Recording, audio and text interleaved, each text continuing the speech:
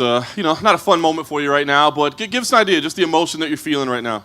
I beat a lot of ass in my day, and I've also been knocked down and had to bounce back. So I can give you a million excuses on earth, but I can tell you right now that I was prepared, I was ready. Even in the warm-up, I felt extremely sharp. And sometimes you just have those fights when you go out there and it's like a badass dream. You want to punch hard, but you don't punch. You want to move forward, but you're stepping back. So I had too many moments in there. And Kamaru, he came out there and he won. So I still believe I'm the greatest welterweight of all time. So now my path is getting back and getting a belt. Sometimes everyone thinks that, proving that means you go on a streak and you don't lose and you're undefeated. But sometimes the greatest champions have to face adversity and bounce back and win. So I'm looking to try to run that fight back. I know you said you don't want to make any excuses, but talk about just how you did. I mean, did something surprise? Was his strength, his pace, was it surprising to you? I mean, what happened? No, he didn't have a crazy pace. I mean, he was just kind of fainting and squatting, and he just made you very well aware that he wanted to clinch and he wanted to get close. And, sometimes fighters, they want to prove that they can stand with you. They want to prove they can bang. And I said that a long time ago. I said one thing, if I had to give him an attribute, his composure for a fighter who hadn't fought a long time. And he kept that composure. He stayed to the game plan. He took his time. He was patient. And, it just wasn't a good night for me. So, like I said before, we know what I'm capable of. I just look to rematch that and run that back, man. That was my fifth title defense. I feel like as a champion and what I've done in this organization that the performance may not have vouched for a rematch, but I think my resume does. Well, that's what I was going to say, man. I'm sure you saw Colby Covington out there with the belt on his shoulder, trying to say that he's next. I tried my best not to look at his ass. I saw him on my peripheral, and I was like, bloop. So, yeah, Kobe's doing what he think he has to do to, try to put himself in the limelight. But, tonight we saw Kamaru Usman come out there focused, came out there with a game plan. And, what do I say? Do I make excuses? I've been here before. You guys see me. I got knocked out by Nate Marquardt. And what did I do? I came back running. I came back gunning, And, this is my path. Like, I don't like the path. I was in the locker room confused as hell on how could this happen. I was so ready, so prepared. But, my path has never been easy. So it's just showing me that God wants me to come back, bounce back, show you guys the champion that I am, and, dust this off and get that belt back.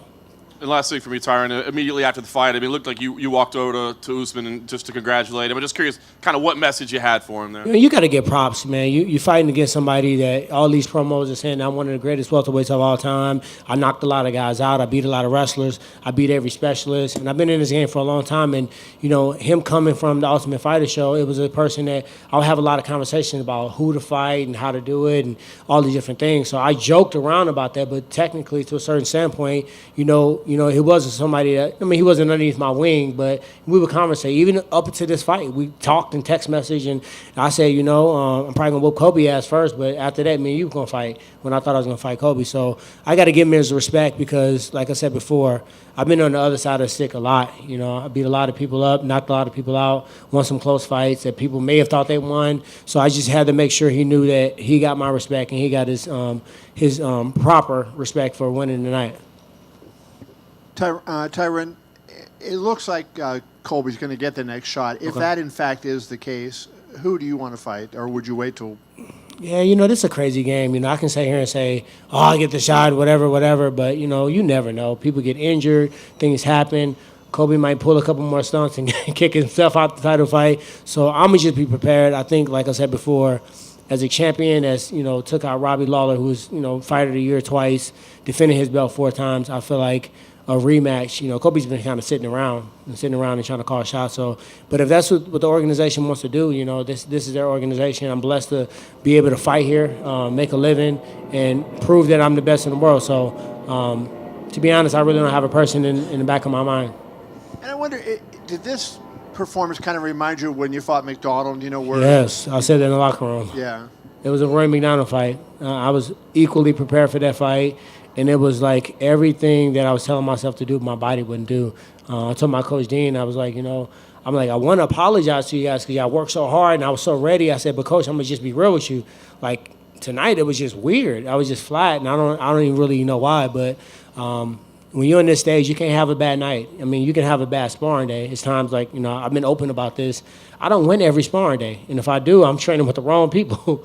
It was times I lost a sparring day, and I said, Coach, we got to run that back tomorrow, and we do it again. But you can't have a bad night in the octagon, and tonight I had one. Tyron, we had a press conference across the street a few weeks ago, and you were asked if you felt that you were maybe spreading yourself too thin with all your commitments in show business, because you have been very, very busy, and I know that stuff takes a lot of energy and focus to do it. You've been very active in show business, so in retrospect now, do you think maybe that you have spread yourself a bit too thin? A lot of these things, like the music, I got an album dropping. Actually, it's already dropped. I can go grab that. Chaos Theory by the Archangels. That's been a year. So I didn't just record that whole album during training camp. The album was done. And when I was in Hawaii, we put the final touches on it. Movies take a whole year to come out. TV shows take 6 to 8 weeks. So when I get in training camp, I get in training camp. Yeah, but it is something that I'll look back and be like, you know what? I got a lot of energy, focus on making sure everything's going, to where it's supposed to go, P's and Q's, all these different celebrations or whatever. And, as I was doing it, I was like, no, I'm training my ass off.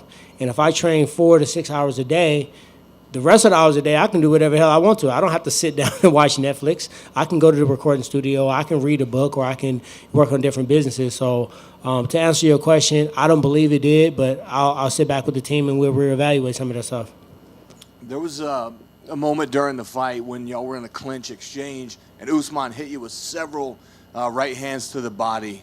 They weren't, real hard. He wasn't winding them up, but there was a lot of them. Did that affect you?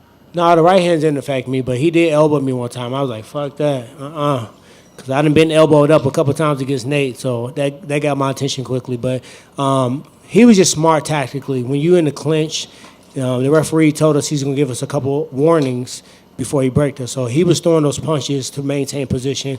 It makes sense to lean on me if you really think about it from his standpoint. Does it make sense to just stand out in the open and just trade?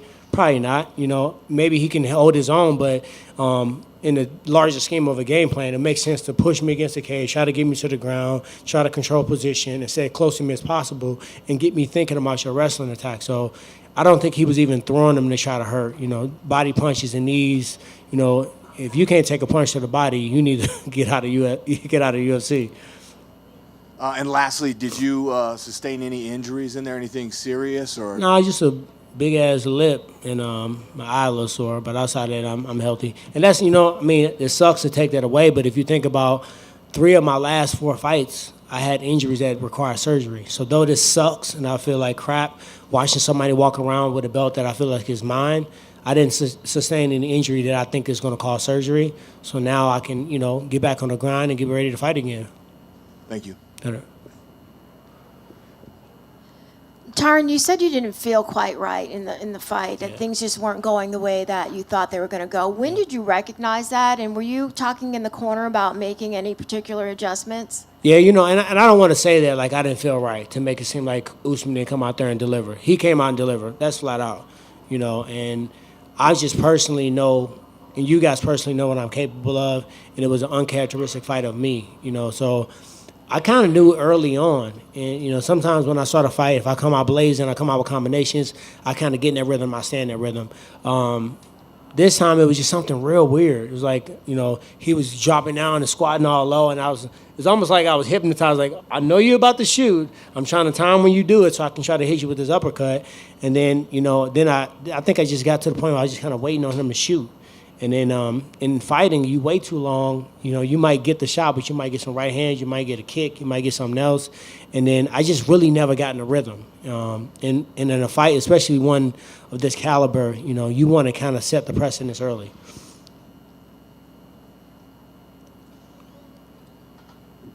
Hey, Tyron. What's up, my man? You had mentioned 185 a few times in the lead up to this fight. Is that at all a possibility, or are you focused on staying in one? Man, I got to get that belt back first.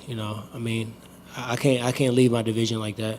I got to go back and get my belt back, and then from that point, I will go up to 185 and try to grab that belt. But right now, that's what's confusing me. I had this whole game plan about beating this guy, beating Kobe, going to get the 85-pound belt, defending her, and then sitting down and saying what the hell is next. So now a detour. I got to go get my belt back.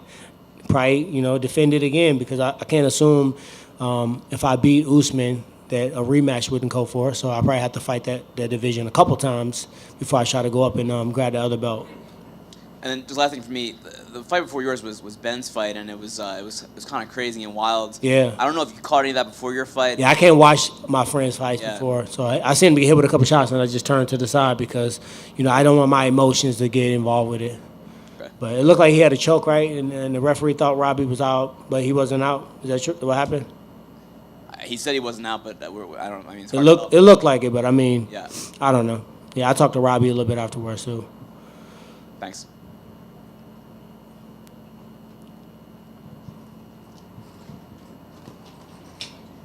Hey, good. All right, appreciate you.